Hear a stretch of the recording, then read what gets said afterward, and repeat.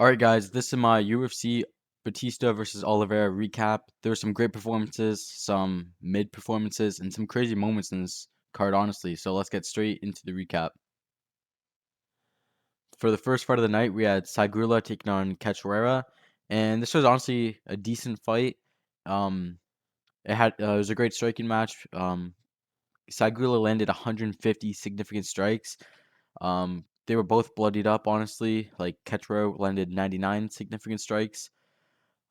This was a back and forth fight, but Segula was just one step ahead pretty much the whole time on the feet. Cacho's power was not hurting Segula that much, honestly, and Segula was just leading the fight pretty much the whole time. So there's not really much to say about this fight. It was just pretty much 30-27 for Segula, just in the striking. Cachoeira did get one takedown, but she only had like 15 seconds control time, so it didn't really do anything. Segula tried to go for her own takedowns, but didn't get them. But I mean, other than that, nothing much really happened in the striking. Just Segula just being the better fighter.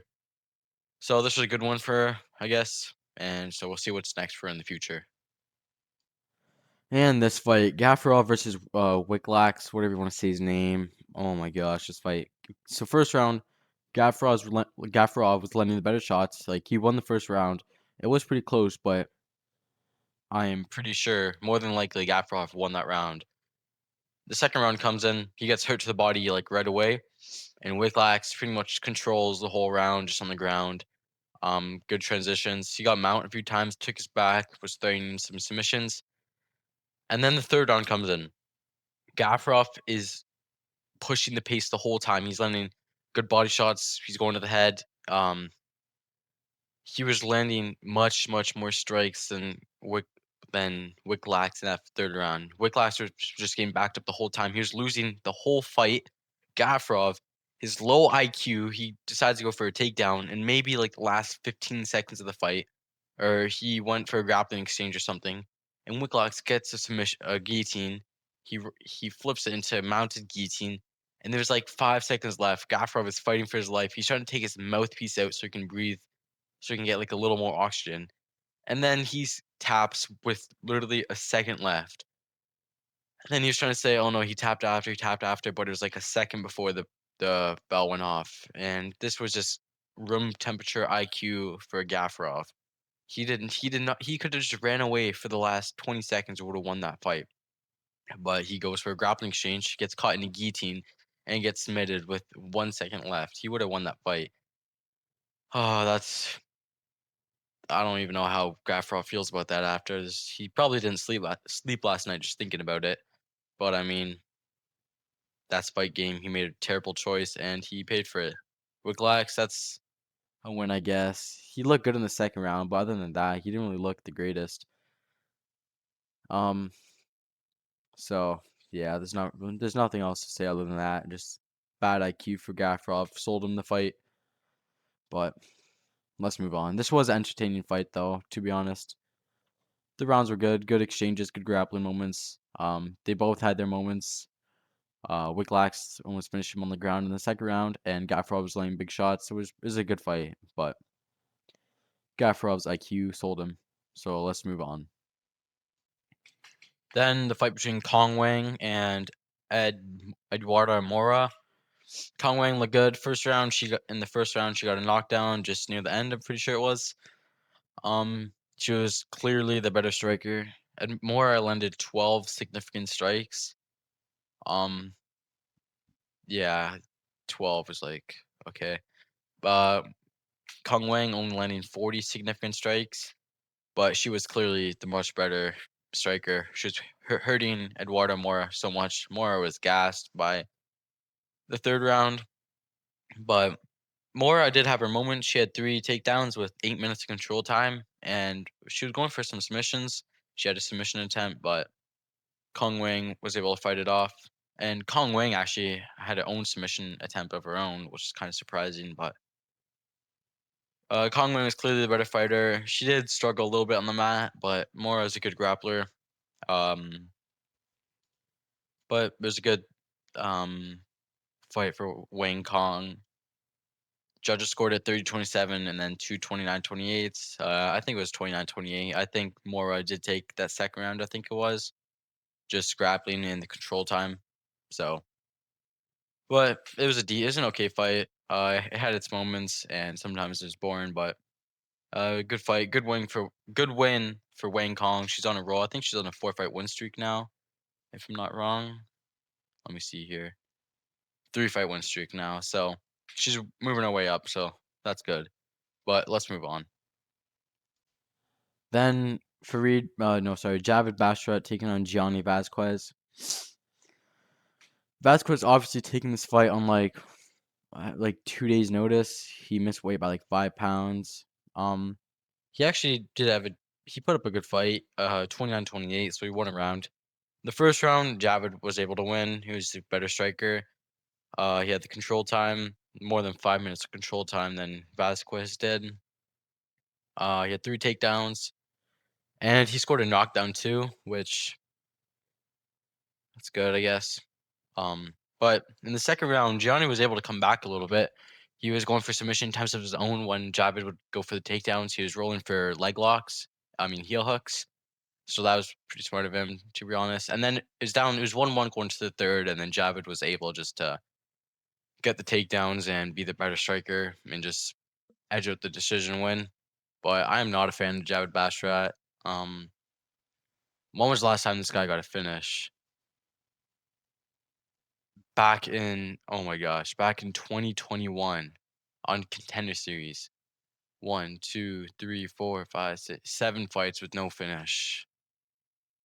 I mean, there's really nothing much to say. I'm not a fan of him. So I hope he loses his next fight. I'm happy Ricky Simone put him out cold, but I don't really care for the Javid Bashrat, to be honest. But Gianni Vasquez proved that he is UFC material. He put up a really good fight, especially taking on 2 days' notice. Yeah, he missed by 5 pounds, but I mean, it's whatever. So let's just move on. This card felt like it just had a woman's fight after a woman's fight after a woman's fight. It was. I'm not like a big WMMA hater, but I mean, I'm not a fan of them either. Bruno Brazil versus Ketlin Souza. Um, Ketlin Souza won 29-28. This was just a lot of clinch.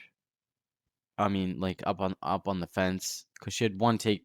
She was 1 for 8 for takedowns and 8 minutes control time.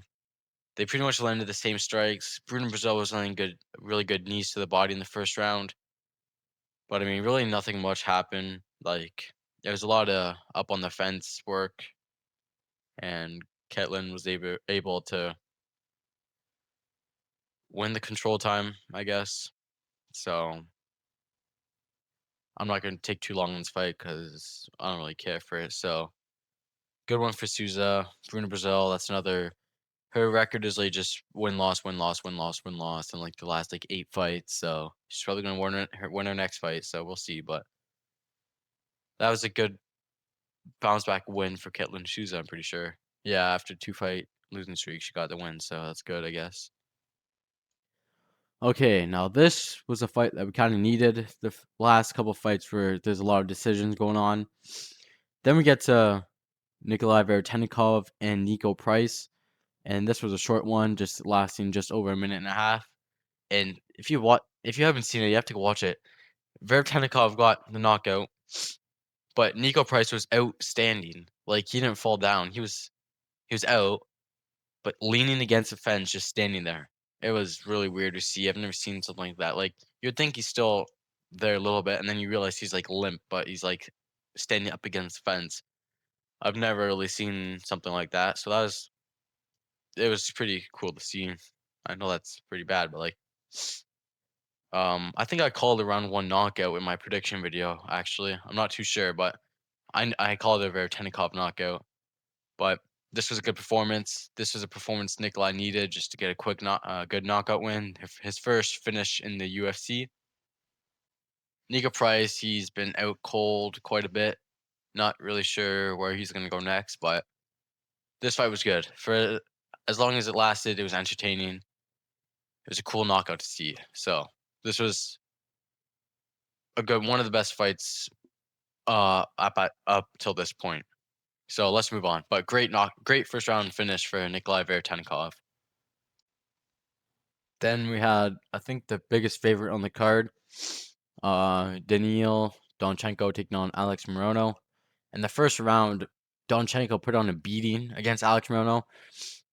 He was hurting him. He was destroying Morono's calves. Donchenko had 34 leg kicks, like almost nine, like pretty much all of them going straight to the calf. Um, Morono was falling down a lot. But Donchenko got knocked down near the end of the first round, maybe a minute and a half left, and he just was throwing ground and pound for like a minute straight. I don't know how Morono survived that, but he's tough. He somehow made it out of the first round. Then Donchenko started slowing down a little bit, but he was still clearly winning. Like Don Morono could barely had no mobility. Like if Donchenko would kick his leg, he would fall over. But he somehow made it to decision. It was like a 30-26 because he got 10-8 in the first round. That was just a beating in the first round. I would have liked to see Donchenko get a finish here. I really think he could have in that first round. But I mean, Morono's tough. He's like awkward to fight against, and he's kind of hard to finish. So I mean, I think that's good experience for Donchenko to go 3 full rounds against someone he's not going to be able to finish. Because he did start to slow down when it just slow down and try to and he started like point fighting a little bit. Like he knew he wasn't going to get the finish, so he didn't really waste all his energy. But that was a good performance. I mean, Morono didn't have much moments in this fight, so but a good one for Donchenko. I like that it was 3 rounds, so he can get more experience and see what he needs to work on. So that's good. And then we had Julius Walker and Dustin Jacoby. I really thought Julius Walker was going to be able to get the win here with his wrestling, but Jacoby, um, he in the first round, Julius Walker did have his moments. He was picking up Jacoby and slamming him down. Had his back like standing back position. I don't really know what that's called. But he just couldn't get it done in the second round. His striking defense is not the greatest, and he was getting clipped a lot by Jacoby and Jacoby's power.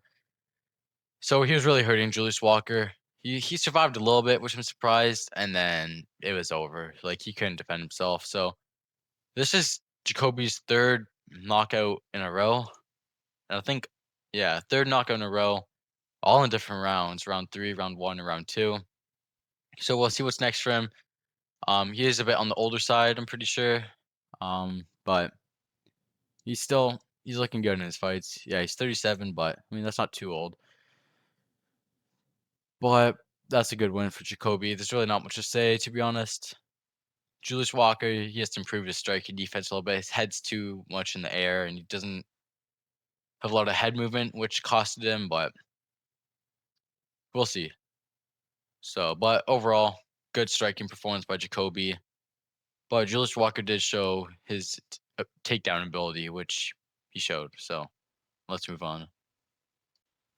And then we had a fight between Gene Matsumoto and Farid Basharat, and this was actually a great fight. First round, Basharat cut Matsumoto's eye, like just below his eye, pretty bad. It was leaking pretty bad, and he clearly won that first round. But then Matsumoto started getting his rhythm. He was throwing a lot of volume. He was getting his own takedowns. He got 7 takedowns on Farid Basharat with 4 minutes of control time. He was landing good strikes, some good ground and pound. Um, like he really upped his volume and aggression in the second and third round. But Farid was just able to sneak out. Um, I think it was maybe round 2 because I'm pretty sure, or I don't know. They were very close rounds. There's a split decision win for Farid Basharat. I do think Matsumoto was able to sneak out of the second and third round just of his forward ability and just pushing the pace, and his volume was so much higher than the first round. Um, but Gene did put up a great fight. And Farid Basharat was starting to slow down a little bit, and that's when Matsumoto just took over.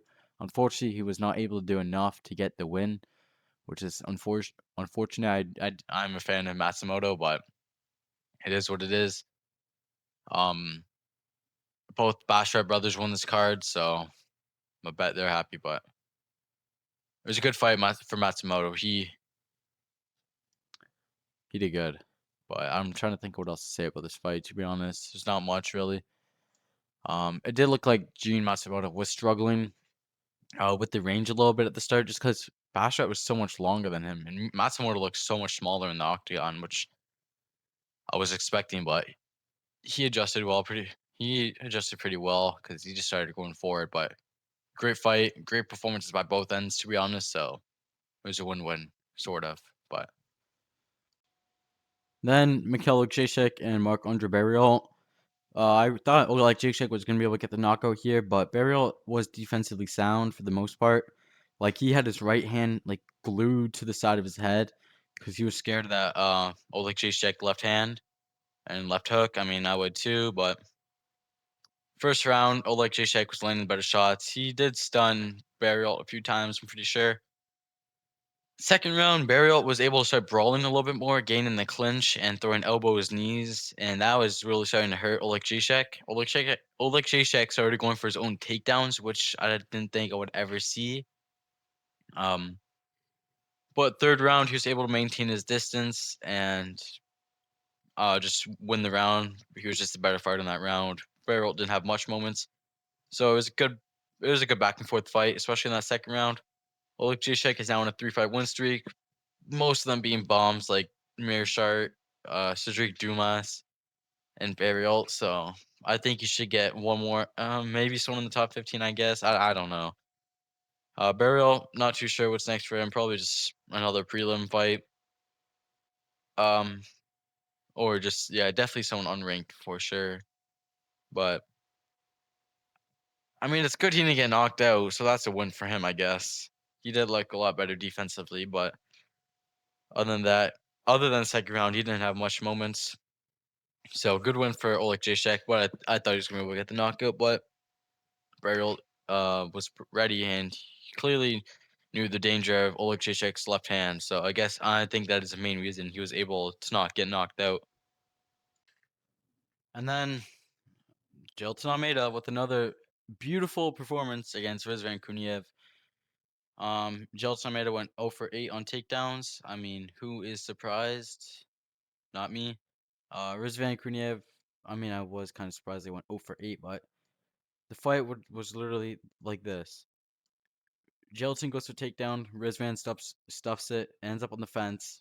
Kuniev's holding in there, throwing knees. Almeida not even trying to get out. Striking wise, Kuniev was just ahead the whole time and was able to stop the takedowns. And 30-27. That's pretty much the whole fight. I'm not going to take too much time on it because there's really not much to say, but that's how the fight went. So I'm going to move on right now because I don't want to even want to talk about this fight with Gelatin Almeida. Especially how boring his last performance was against Volkov. Oh my gosh. Okay, I'm moving on. Let's go to the co-main event. Kyoji Hiraguchi versus Emil Bazzi. Kyoji Hiraguchi just had a great performance. I was wrong thinking Emil was gonna be able to put up a fight, and he did not. Kyoji was just so much faster on the feet. It was insane. And Abazi was 0 for 7 on takedowns. This was a beautiful performance by Kyoji Hiraguchi. This guy is so light on his feet. It's like he is so fast in there, and he was just blitzing in and out. Amir couldn't even react. He couldn't even see Hiraguchi coming in. So this was a great performance by Kyoji Hiraguchi, and I wonder who's next for him. Maybe someone in the top 3 rankings. Maybe Royval would be a good fight, but um, I'm excited. I think him and Royval would be a great fight. Honestly, I'd like to see that. So really, not much to say. Kyoji Hiraguchi just styled on Amir Abalzi pretty much the whole time. So this was a beautiful. This was probably the best performance of the night. And for the main event, Bautista versus Oliveira, but Oliveira did not look good in this fight at all. He said he broke his arm back in like December or something, but he was gassed out in that second round. I don't even know how. Bautista was able to get 5 takedowns on him. He landed much more strikes, and like when the fight got to the mat, it was like the skill level was out of this world. Um, Bautista was just transitioning. He went from crucifix to armbar to back to rear naked choke, like to rear naked choke. It was insane. And Vinicius Oliveira tapped so quickly. Like maybe even a second under the choke. He just tapped right away. That it was fully locked in though. He was not going anywhere. This was a brilliant performance by Mario Bautista. It really was. This was definitely I think one of his best performances in the UFC. He was up the whole time, and that finishing transition was just so slick. If you haven't seen it, you have to go watch it. It was nasty what he did to Oliveira last night. Um, I think Batista and Sandhagen would be a great fight, honestly. And he called out Sandhagen, and I think that's a really good fight, honestly. Batista has been improved so much. I really don't think Corey Sandhagen's that great as well. But for the main event, Bautista really showed out. He put a statement out there that he's one of the best in the division. This was seriously an amazing performance by him. Just dominated from start to finish. Just especially when the fight hit the ground, it was insane the level. But great second round submission by rear naked choke for Mario Batista. It was so slick on the like those transitions. If you haven't seen it again, you have to go watch it. But great performance. Nothing else to say for Mario Batista. All right, thank you guys for watching. That was my Batista versus Oliveira full card recap. Be sure to stay tuned for my Strickland versus Hernandez full breakdown and predictions. Um, that's in like 2 weeks. So I'll probably upload that video maybe later this week or early next week. But stay tuned and don't forget to like and subscribe.